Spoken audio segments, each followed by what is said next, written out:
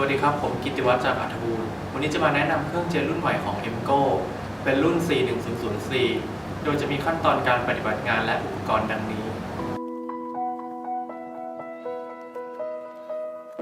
เริ่มด้วยการแนะนำอุปกรณ์และการทำงานเครื่องเจีย AIMCO รุ่น 4100c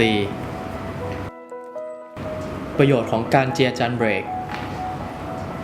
เจียปรับผิวจานเบรกให้เรียบก่อนการทำการเปลี่ยนผ้าเบรกเพื่อประสิทธิภาพในการเบรกโดยไม่ต้องรันอิน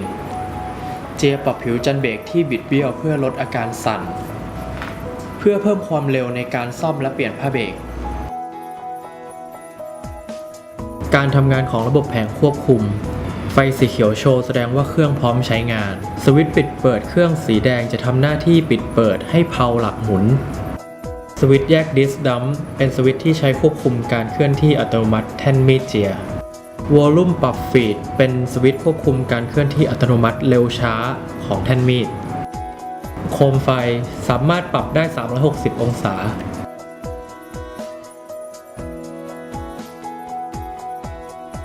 ชุดมีดเจียจานใบมีดเจียเพลาเครื่องเจียใช้สำหรับปรับจานเบรกให้ตรงกับตำแหน่งแท่นมีด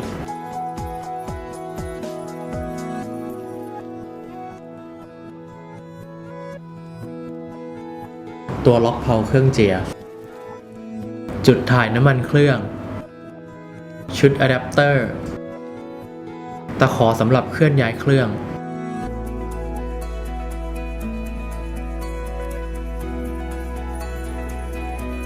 เริ่มต้นด้วยการวัดขนาดและทำความสะอาด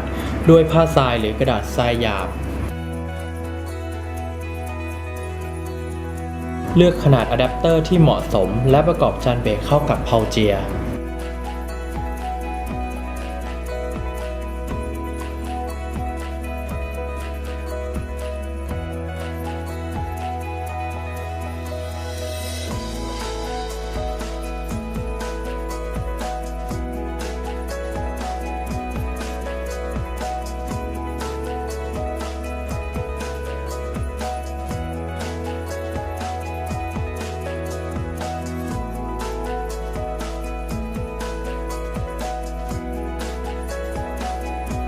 รัดเข็มขัดเพื่อป้องกันอาการการสั่นของจานเบรก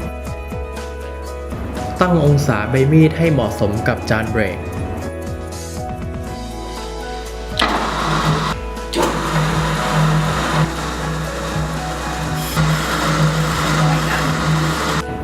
ทำการเจียหยาบโดยใช้มือหมุน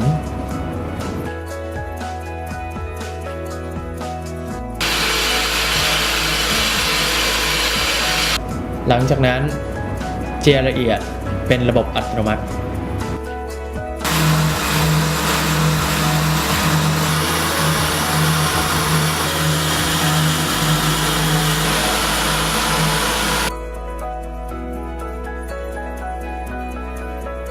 หลังจากที่เครื่องทำกระบวนการเสร็จสิ้นสมบูรณ์แล้ว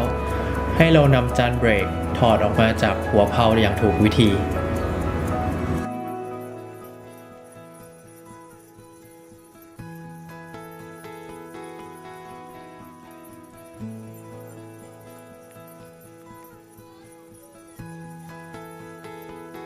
และนี่คือชิ้นงานที่ผ่านกระบวนการเจียอย่างเสร็จสมบูรณ์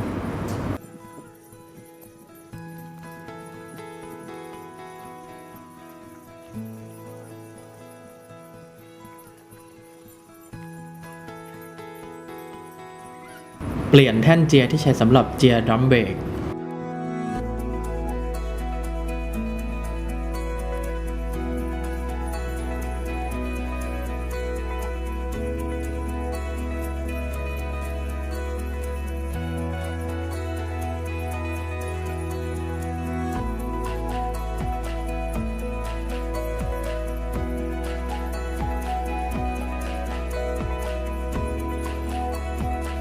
เตรียมผิวหน้างานด้วยการขัดกระดาษทรายหยาบ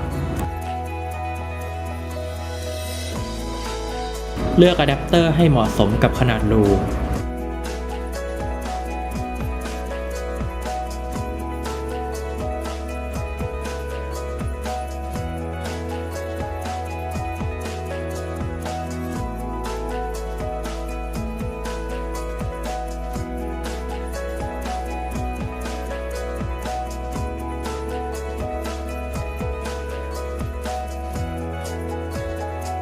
รัดเข็มขัดเพื่อป้องกันอาการสั่นของดรัมเบรก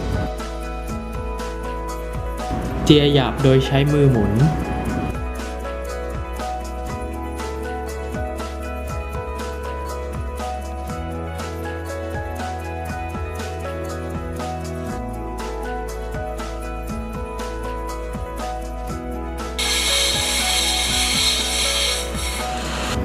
หลังจากนั้นเจียละเอียดแบบอัตโนมัติ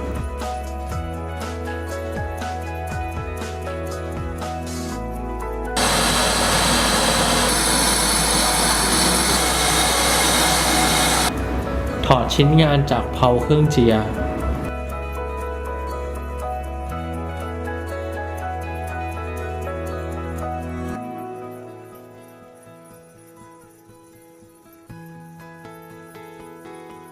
และนี่คือชิ้นงานที่ผ่านกระบวนการเจียอย่างเสร็จสมบูรณ์ขอขอบคุณทุกท่านที่รับชมคลิปวิดีโอนี้ครับ